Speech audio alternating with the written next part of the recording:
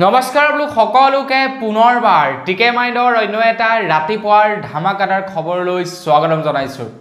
অন্য দিনৰ দৰে আজিও আপোনালোকৰ কাৰণে দেশ বিদেশৰ বহুকেইটা গুৰুত্বপূৰ্ণ খবৰ লৈ আহিছো। ভিডিঅ'টো প্ৰথমৰ পৰা শেষলৈকে চাই থাকিব আৰু খবৰ কেইটা চাই আপোনালোকৰ কেনেকুৱা লাগিলে সেইটো কিন্তু কমেন্ট এটা কৰি জনাবলৈ একেবাৰে নাপাহৰিব। আগবাঢ়িছো আজিৰ প্ৰথমটো খবৰ ফালে। প্ৰথমটো খবৰ ওলাইছে জিঅ' কোম্পানীৰ ওপৰত। জিঅ' কোম্পানীয়ে আমাৰ মানুহৰ মূৰত দিলে বিৰাট এটা ডাঙৰ ৰামটাঙুন, বিৰাট সাংঘাতিক এটা ৰামটাঙুন দি দিলে জিঅ'ৰ ফালৰ পৰা। জিঅ'ৰ এতিয়া প্ৰত্যেকটো ৰিচাৰ্জ প্লেনত 25% দাম বঢ়াই দিছে জিঅ' কোম্পানী। যিটো আগতে আপোনালোকে ৰিচাৰ্জ 150 টকাত পাইছিলে সেইটো এতিয়া আপোনালোকে 200 টকা ভৰাব লাগিব। আগতে আপোনালোকে সৰু মোবাইলত 150 টকা ভৰালে পুৰা ধুনীয়া আনলিমিটেড কলিং লাভ কৰে এক মাহৰ কাৰণে। এতিয়া আপোনালোকে সেই একেটা মোবাইলতে একেটা ৰিচাৰ্জ পাবৰ কাৰণে আপোনালোকে 200 টকা ভৰিব লাগিব। মানে 25% দাম ইনক্ৰিজ কৰি দিছে জিঅ'ৰ তৰফৰ পৰা। আৰু এই নতুন যি নেকি দাম সেয়া দাম 3 জুলাই তাৰিখৰ পৰা আমাৰ ভাৰতবৰ্ষত প্ৰযোজ্য হ'ব, মানে ভাৰতবৰ্ষত লাগু হ'ব জিঅ'ৰ সেই নতুন প্লেনসমূহ। কেন্দ্ৰ চৰকাৰৰ যি নেকি প্লেন আছিলে 100 দিনীয়া যি নেকি প্লেন আছিলে সেই 100 দিনীয়া প্লেনৰ ভিতৰত চৰকাৰ গঠন হোৱাৰ পাছতেই কেন্দ্ৰ চৰকাৰে 10,000 কোটি টকা মুনাফা কৰি 5G স্পেকট্ৰাম বিক্ৰী কৰিছে। আৰু এয়াৰটেল জিঅ' সকলোৱে চৰকাৰৰ পৰা 5G স্পেকট্ৰাম ক্ৰয় কৰিছে। এতিয়া তেওঁলোকে ইমান টকা ইনভেষ্ট কৰিছে, তো সেই টকাটো কৰবাৰ পৰা নহয় কৰবাৰ পৰাটো উঠাবই লাগিব। এতিয়া জিঅ' বা এয়াৰটেল বা ভোডাফোন এইবিলাকে ক'ৰ পৰা পইচাসমূহ উঠাব? আমাৰ পৰাই পইচা উঠাব। আৰু তেওঁলোকৰ পইচা আমাৰ পৰা উঠোৱাৰ একমাত্ৰ উপায় হৈছে কি যে ৰিচাৰ্জৰ দাম বঢ়োৱা। আৰু সেইকাৰণে তেওঁলোকে 25% দাম ইনক্ৰিজ কৰি দিছে ৰিচাৰ্জত। আৰু আটাইতকৈ লক্ষণীয় কথাটো হৈ গ'ল যে এই কেইদিন মানে 5G স্পেকট্ৰাম নিলাম হোৱাৰ পাছৰে পৰা কিন্তু আপোনালোকৰ তাত ইণ্টাৰনেট কেনেকুৱা হৈছে নহৈছে নাজানো, আমাৰ ইয়াতে ইণ্টাৰনেট একেবাৰে ঘাটিয়া হৈ আছে। জিঅ'য়ে ক'বনে, এয়াৰটেলে ক'বনে, ভোডাফোনে ক'বনে, কাৰ কথা আপোনালোকে ক'ব, সকলোৰে ইণ্টাৰনেট একেবাৰে ঘাটিয়া। আপোনালোকৰ তাত বৰ্তমান কেনেকুৱা কমেণ্ট এটা কৰি জনাব। মুঠৰ ওপৰত এতিয়া আপোনালোকে মোবাইল ফোন চলোৱা বাদ দিব লাগিব, ৰিচাৰ্জৰ দাম ইমানেই বাঢ়ি গৈছে। আগবাঢ়িছো ইয়াৰ পাছৰটো খবৰ ফালে। ইয়াৰ পাছৰ খবৰটো হৈ টেকন'লজিৰ লগতে ওলাইছে, টেকন'লজিৰ ফালৰ পৰাই ওলাইছে ইয়াৰ পাছৰটো খবৰ। আপোনালোকে বাৰু টেকন'লজিৰ খবৰবিলাক জানিবৰ কাৰণে কিমান এক্সাইটেড, আপোনালোকৰ জানিবলৈ মন যায় নে নাযায় কমেণ্ট এটা কৰি জনাবচোন। তো সেই সময়তে খবৰ ওলাইছে যে জুলাই মাহৰ পৰা, এই জুলাই মাহৰ পৰা বোলে 5G মোবাইলৰ দাম ইনক্ৰিজ হ'ব বুলি জনাইছে। 5G মোবাইলৰ দাম ইনক্ৰিজ হ'ব, 5G ৰিচাৰ্জ প্লেনৰ দাম ইনক্ৰিজ হ'ব।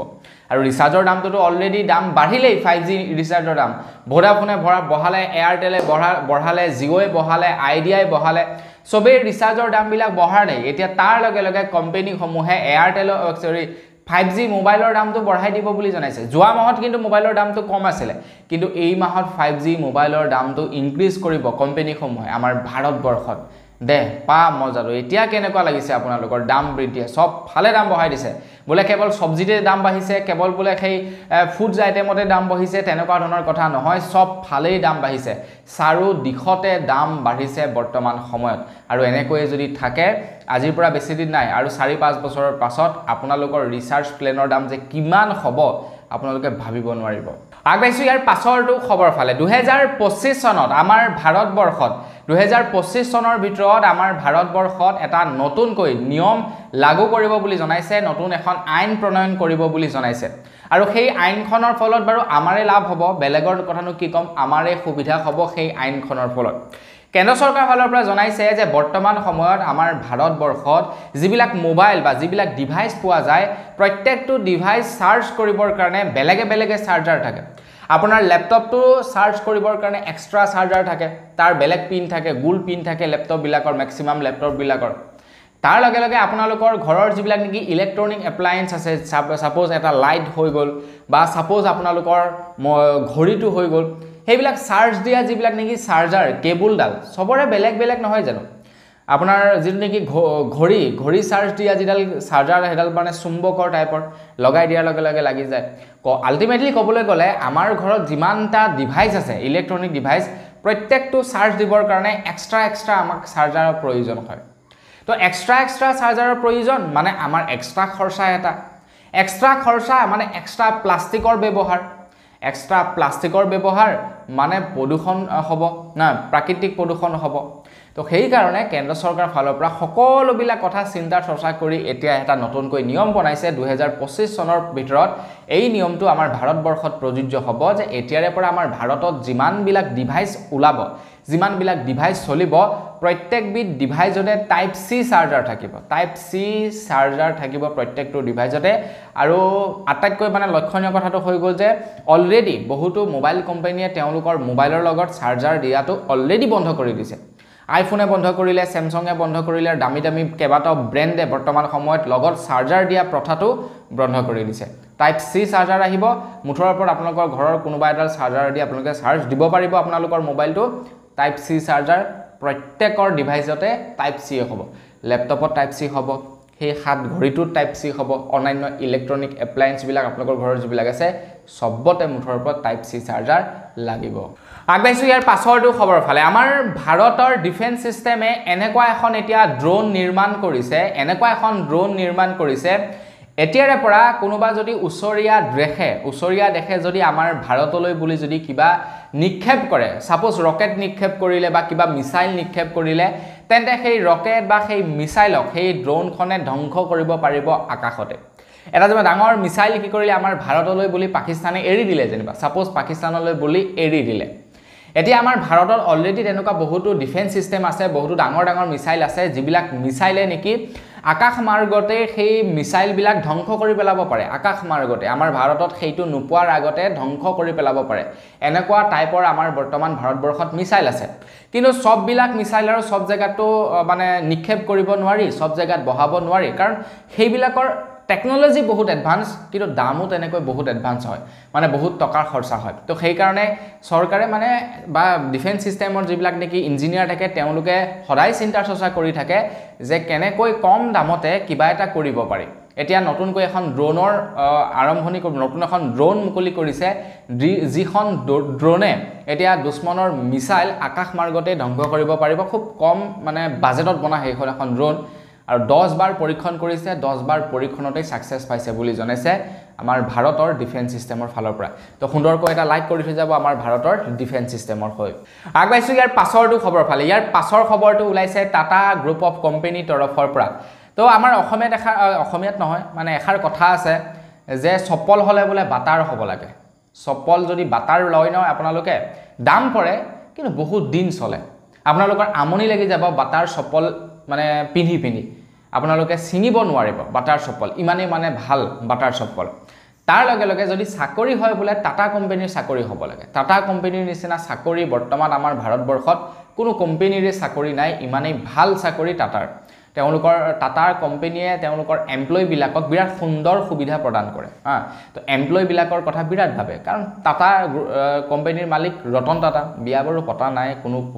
কোনো মানে নাই তো পইচা পাতি ইমান দৰকাৰ নাই তো সেই কাৰণে কি কৰে তেখেতে দান কৰি দিয়ে তেখেতলোকৰ এমপ্লয়ি বিলাকৰ কাৰণে কাম কৰে মানে সবৰ কাৰণে কাম কৰে আৰু আলটিমেটলি ক'বলৈ গ'লে এটা খবৰ ওলাইছে যে টাটা গ্ৰুপ অফ কোম্পানী আমাৰ ভাৰতবৰ্ষৰ আটাইতকৈ ভ্যালুএবল কোম্পানী ৰূপে বিখ্যাত হৈছে বুলি জনাইছে যিটো কোম্পানীয়ে বৰ্তমান সময়ত তেওঁলোকৰ মাৰ্কেট শ্বেয়াৰ 9% বৃদ্ধি কৰি বৰ্তমান সময়ত তেওঁলোকৰ মাৰ্কেট কেপ 2.38 লাখ কোটি টকা লৈ বৃদ্ধি হৈছে বুলি জনাইছে টাটা গ্ৰুপ অফ কোম্পানীৰ মাৰ্কেট কেপ আগবাইছো ইয়াৰ পাছৰটো খবৰ ফালে আমাৰ গুৱাহাটীবাসীৰ কাৰণে এটা ভাল খবৰ ওলাইছে গুৱাহাটীবাসী বুলি নহয় আৰু আমাৰ অসমৰ মানুহবিলাকৰ কাৰণে এটা ভাল খবৰ ওলাইছে গুৱাহাটী এয়াৰপোৰ্টত এতিয়া নতুনকৈ এটা টাৰ্মিনেল বহাব বুলি জনাইছে মানে খবৰ লোৱা অনুসৰি 2025 চনত আৰম্ভ হ'ব গুৱাহাটীত নতুন এয়াৰপোৰ্টৰ এটা টাৰ্মিনেল য'ত প্ৰায় 2000 কোটি টকা ইনভেষ্ট কৰিব বুলি জনাইছে 2000 কোটি টকা খৰচা কৰি নতুন এয়াৰপোৰ্টৰ টাৰ্মিনেল বঢ়াব বুলি জনাইছে গুৱাহাটী মহানগৰীত এতিয়া ক'ত কি হয় এই সন্দৰ্ভত এতিয়ালৈকে গম পোৱা নাই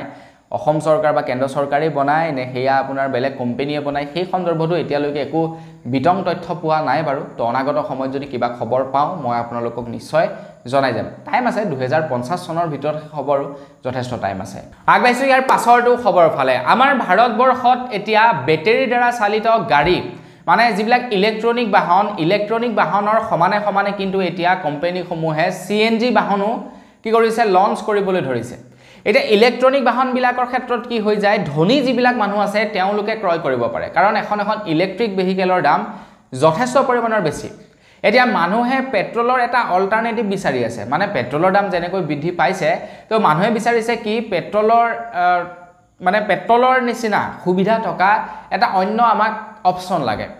আপোনাৰ ইলেক্ট্ৰনিক বাহন এখন ভাল অপচন কিন্তু ইলেক্ট্ৰনিক গাড়ীবিলাকৰ কেইটামান মাইনাছ পইণ্ট আছে প্ৰথমটো মাইনাছ পইণ্ট কি হৈ গ'ল ইলেক্ট্ৰনিক বাহনবিলাকৰ দাম বহুত বেছি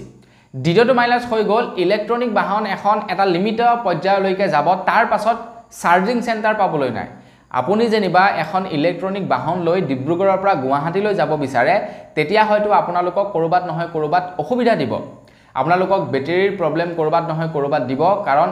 ইমান ব্ৰেকআপ নিদিয়ে নহয় জানো আপোনালোকে তাতে যদি এচিটো অন কৰি থয় আৰু ব্ৰেকআপ নিদিব ইলেক্ট্ৰনিক বাহনবিলাকত ম্যাক্সিমাম হয়তো ব্ৰেকআপ কিমান দিব 300 পৰা 320 দিব গতিকে ডিব্ৰুগড়ৰ পৰা যদি গুৱাহাটীলৈ কোনোবা এজন ব্যক্তিয়ে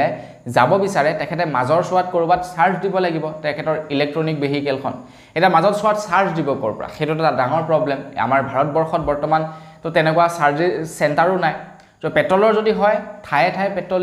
ডিপো ভৰাব পাৰে পেট্ৰল ভৰাব পাৰে তো সেই কাৰণে কোম্পানীসমূহে এতিয়া বুজি পাইছে যে আমাৰ ভাৰতবৰ্ষত যেতিয়া পৰ্যন্ত পেট্ৰল ডিপোৰ নিচিনা চাৰ্জিং চেণ্টাৰ নহয় তেতিয়া পৰ্যন্ত আমাৰ ভাৰতবৰ্ষত প্ৰত্যেকই কিন্তু ইলেক্ট্ৰিক ভেহিকেলবিলাক ক্ৰয় নকৰে আৰু ইলেক্ট্ৰিক ভেহিকেলবিলাকৰ দামটো অকণমান কম হ'ব লাগিব তেতিয়াহে মানুহবিলাকে ইলেক্ট্ৰিক ভেহিকেলৰ ফালে ঢাপলি মেলিব এতিয়া বাৰু স্কুটিবিলাক কিনিছে কিন্তু গাড়ীৰ ক্ষেত্ৰত সেইটো আমি দেখা পোৱা নাই এতিয়া সেই কাৰণে কোম্পানীবিলাকে কি কৰিছে ইলেক্ট্ৰিক ভেহিকেলৰ সমানে CNG বাহনো লঞ্চ কৰিছে এটা কেবাটাও কোম্পানীয়ে CNG বাহন লঞ্চ কৰিছে তাৰ লগে লগেতো এতিয়া খবৰ ওলাইছে CNG বাইকো ওলাব CNG দ্বাৰা চালিত বাইকো ওলাব বুলি খবৰ ওলাইছে তো সেই সময়তে খবৰ ওলাইছে যে এতিয়া সুইফটৰ ওলাব CNG সুইফট গাড়ীখনৰ এটা CNG ভেৰিয়েন্ট ওলাব বুলি কৈছে তাৰ লগে লগে নেক্সনৰ এটা CNG ভেৰিয়েন্টটো ওলাব বুলি কৈছে হেই আকলো নহয় কোম্পানীবিলাকে বুজি পায় ন যে কোনটো বস্তু বেছি মানুহে আগ্ৰহী হ'ব এটা CNG টো কি হয় ম্যাক্সিমাম তেল ডিপোত আপোনালোকে CNG পাই যায় ম্যাক্সিমাম তেল ডিপোত আপোনালোকে CNG পায় কিন্তু ম্যাক্সিমাম তেল ডিপোত আকৌ আপোনালোকে চাৰ্জিং চেণ্টাৰ নাপায় ন মিনিমাম এটা তেল ডিপোত আপোনালোকে হয় বা আমাৰ অসমত হয়তো চাৰ্জিং চেণ্টাৰ নাই চাগে তেল ডিপোবিলাকত অসমৰ বাহিৰত বাৰু আছে অসমত নাই গতিকে তেনেকুৱা অৱস্থাত আপুনি এখন ইলেক্ট্ৰিক ভেহিকেল লৈ লং ড্ৰাইভ কৰিব নোৱাৰে সেইটো এটা মাইনাছ পইণ্ট হৈ গ'ল ইলেক্ট্ৰিক ভেহিকেলৰ আগবাইছো ইয়াৰ পাছৰটো খবৰ ফালে ইয়াৰ পাছৰ খবৰটো ওলাইছে ৰিজাৰ্ভ বেংকৰ ফালৰ পৰা ৰিজাৰ্ভ বেংকে এটা ৰিপৰ্ট দিছে আমাৰ ভাৰতীয় মানুহবিলাকৰ ওপৰত ৰিজাৰ্ভ বেংকে কৈছে যে আমাৰ ভাৰতত বোলে NPA কাষ্টমাৰৰ সংখ্যা কমিছে বুলি জনাইছে বৰ্তমান সময়ত আমাৰ ভাৰতবৰ্ষত NPA কাষ্টমাৰৰ পাৰ্চেন্টেজ হৈছে 2.8% মানে আমাৰ ভাৰতবৰ্ষত যিমানখিনি মানুহে নেকি লোন লৈ আছে তাৰে NPA কাষ্টমাৰ কেৱল 2.8% মানুহে NPA এতিয়া NPA কোনবিলাক মানে যিবিলাক মানুহে ধৰি লওক কিবা এটা লোন ললে লোনটো লোৱাৰ পাছত তেখেতে 3 মাহতকৈ অধিক সময় হৈ গ'ল তেখেতে সেই ঋণটো পৰিশোধ কৰা নাই তো সেই তেনেকুৱা মানুহবিলাকক কোৱা হয় NPA কাষ্টমাৰ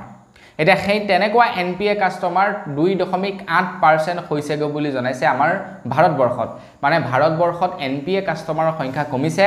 যি মানুহে নেকি লোন লৈছে সেই লোন সময়মতে মানুহে পৰিশোধ কৰিবলৈ চেষ্টা কৰিছে কাৰণ মানুহে এতিয়া গম পাইছে যে লোন ললেই নহব সিবিল স্কোৰ বুলি এটা বস্তু আছে যিটো আমি বজাই ৰাখিব লাগিব যদি সিবিল স্কোৰ বজাই নাৰাখো তেন্তে আমাৰ কি হ'ব ভৱিষ্যতলৈ গৈ প্ৰবলেম হ'ব তো সেই কাৰণে মানুহে এতিয়া কথাবিলাক বুজি পাবলৈ ধৰিছে আগবাইছো ইয়াৰ পাছৰটো খবৰ ফালে ইয়াৰ পাছৰ খবৰটো ওলাইছে প্ৰধানমন্ত্ৰী জন আৰোগ্য যোজনাৰ ওপৰত মানে সহজ অৰ্থত যদি আপোনালোকক ক'বলৈ যাওঁ আয়ুষ্মান কাৰ্ডৰ ওপৰত ওলাইছে ইয়াৰ পাছৰটো খবৰ ভাৰতৰ ৰাষ্ট্ৰপতি দ্ৰৌপদী মুৰ্মু ডাঙৰীয়ানে জনাইছে যে আমাৰ ভাৰতবৰ্ষত যিসকল ব্যক্তিৰ বয়স 70 বছৰতকৈ বেছি মানে যিসকলক আমি সিনিয়ৰ সিটিজেন বুলি ক'ব পাৰো তো সিনিয়ৰ সিটিজেনৰ এতিয়া সম্পূৰ্ণ চিকিৎসা ফ্ৰী কৰিব প্ৰধানমন্ত্ৰী জন আৰোগ্য যোজনাৰ অধীনত মানে ধৰি লওক আয়ুষ্মান কাৰ্ডৰ এটা লিমিটেশন নাই জানো বৰ্তমান সময়ত 5 লাখ টকা আয়ুষ্মান কাৰ্ডৰ লিমিটেশন মানে আপোনালোকে কৰবাত চিকিৎসা কৰিবলৈ গলে 5 লাখ টকা লৈকেহে চিকিৎসা কৰিব পাৰে তাতকে বেছি নোৱাৰে কিন্তু যিসকলৰ বয়স নেকি 70 বছৰতকৈ বেছি তেওঁলোকক আয়ুষ্মান কাৰ্ডৰ প্ৰয়োজন নাই তেওঁলোকক আয়ুষ্মান কাৰ্ডৰ লিমিটেশনৰ প্ৰয়োজন নাই তেওঁলোকৰ সম্পূৰ্ণ বিনামূলীয়া হ'ব তেওঁলোকে যিমানেই চিকিৎসা কৰিবলৈ নিবিচাৰক কিয় সিমানটো পৰিমাণৰ চিকিৎসা কৰিব পাৰিব যিসকলৰ লিকি বয়স 70 বছৰতকৈ বেছি হ'ব আৰু তাৰ লগে লগে দ্ৰৌপদী মুৰ্মু ডাঙৰীয়ানে এইটো কথা উল্লেখ কৰিছে যে আমাৰ ভাৰতবৰ্ষত যি নেকি আয়ুষ্মান কাৰ্ড আছে আয়ুষ্মান কাৰ্ডৰ যি নেকি লিমিটেশন 5 লাখ টকা সেই 5 লাখ টকা লিমিটেশন বৃদ্ধি কৰিব বুলি জনাইছে এতিয়া আয়ুষ্মান কাৰ্ডৰ ওপৰত এটা বিৰাটেই ডাঙৰ আপোনালোকক খবৰ দি যাওঁ এতিয়া ঘটনাটো হৈ গ'ল এনেকুৱা ধৰণৰ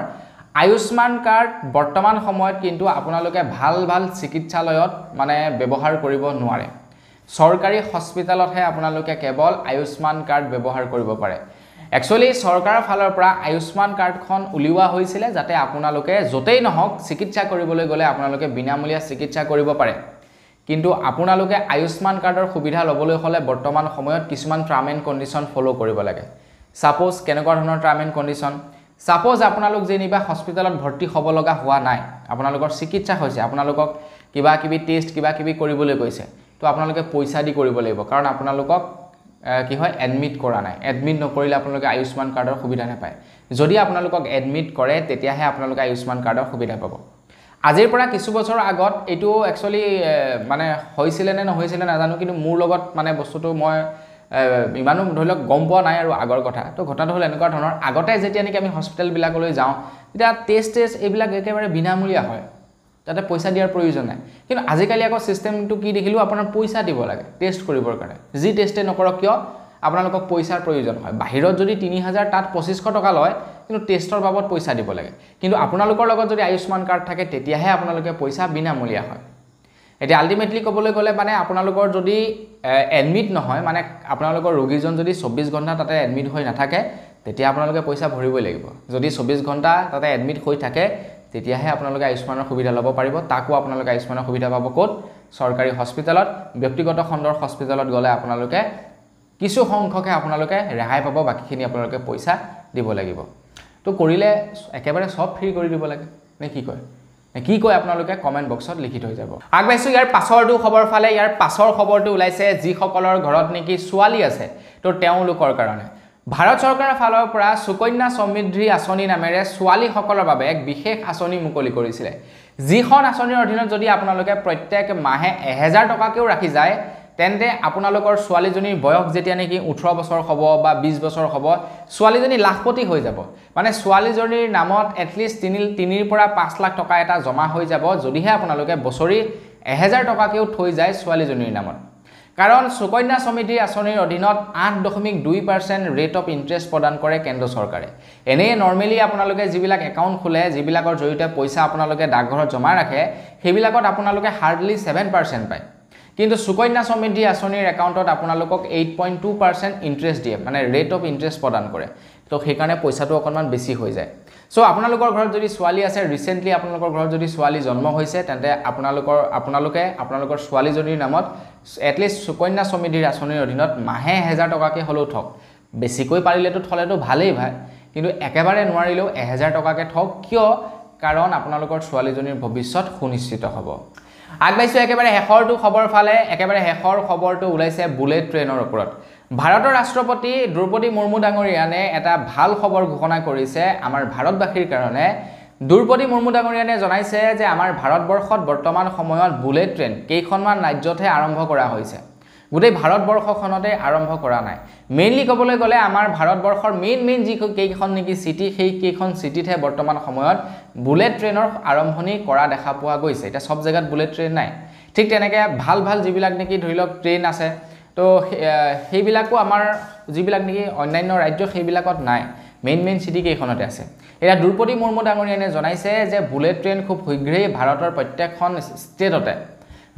প্ৰত্যেকখন ষ্টেটতে এতিয়া বুলেট ট্ৰেইনৰ সুবিধা কৰি দিব বুলি জনাইছে মানে গোটেই ভাৰতখন এক পাক মাৰিব বুলেট ট্ৰেইনে তো বুলেট ট্ৰেইনৰ কাৰণে এক্সট্ৰাকৈ বাৰু বনাব লগা হয় চিৰি কিন্তু মানে ট্ৰেইন একেবিলাকেই থাকিব গোটেই ভাৰত মানে একদম এক পাক ভূমি দিব কাৰণ বুলেট ট্ৰেইনত যাবৰ কাৰণে বেছি সময় নালাগিব ন এখন বুলেট ট্ৰেইনে যেনিবা আপোনাৰ অসমৰ পৰা যেনিবা সাপোজ দিল্লীলৈ যাব বিচাৰে বা মুম্বাইলৈ যাব বিচাৰে তো বেছি টাইম নালাগিব এনে নৰ্মেল ট্ৰেইনৰ তুলনাত গতিকে কি হ'ব গোটেই ভাৰতবৰ্ষতে বুলেট ট্ৰেইন দিব বুলি কৈছে তো বন্ধু বান্ধৱীসকল বস আজিৰ ভিডিঅ' জনাবলগীয়া খবৰ ইমান কেইটা আছিলে খবৰকেইটা জানি কেনেকুৱা লাগিলে কমেণ্ট কৰি জনাব যদি ভাল লাগিলে লাইক এটা কৰিব চেনেল যদি সাবস্ক্ৰাইব কৰা নাই সাবস্ক্ৰাইব কৰি ল'ব পুনৰ এটা ভিডিঅ' লগ কৰাৰ সাজু বিৰাম কিছু ধন্যবাদ জয় অসম